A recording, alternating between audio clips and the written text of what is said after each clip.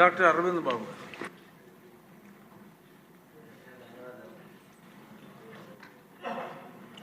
పల్నాడు జిల్లా ముఖద్వారం నర్సరావుపేటలో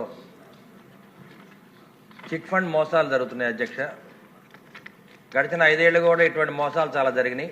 కానీ మన ప్రభుత్వం వచ్చిన తర్వాత సాయి సాధన పుల్లారావు గారని వాళ్ళ కుటుంబ సభ్యులందరూ కూడా ఒక చిట్ ఫండ్ రన్ చేస్తూ ఎక్కడ కూడా రిజిస్ట్రేషన్ లేకుండా ప్రజలను మోసం చేయడం జరిగింది అధ్యక్ష. దాదాపు 200 కోట్ల రూపాయలతో పరారవటం, 250 కోట్ల రూపాయలు ఫిక్స్డ్ అసెట్స్ తోటి ప్రజలను మోసం చేయడం జరిగింది అధ్యక్ష. దీని పూర్తి నివేదిక హోమ్ మినిస్టర్ గారు కూడా ఇవ్వడం జరిగింది. అదేవిధంగా రిజిస్ట్రేషన్ అండ్ ఎన్ఫోర్స్మెంట్ డైరెక్టరేట్ ద్వారా దీని మీద సమగ్ర విచారణ చేయాలి. ఎందుకంటే ఇటువంటి మోసాలు ఇంకా రాబోయే కాలంలో చాలా జరుగుతాయి కాబట్టి ఆర్థిక నేరాలని మనల్ని ఆపడానికి వీలుగా మన సభాముఖంగా తెలియజేస్తూ సరైన చర్యలు తీసుకొని ప్రజల యొక్క చాలామంది ప్రజలు రిటైర్డ్ టీచర్లు కానీ పెన్షనర్స్ వాళ్ళ పిల్లల భవిష్యత్తు కోసం, పెళ్లిళ్ళ కోసం, విదేశాలు పంపించడం కోసం ఎంతోమంది డిపాజిట్ చేయడం జరిగింది అధ్యక్ష. మరి దీని మీద ఒక పోలీస్ ఆఫీసర్ కూడా దీంట్లో నిందితుడిగా ఉన్నాడు.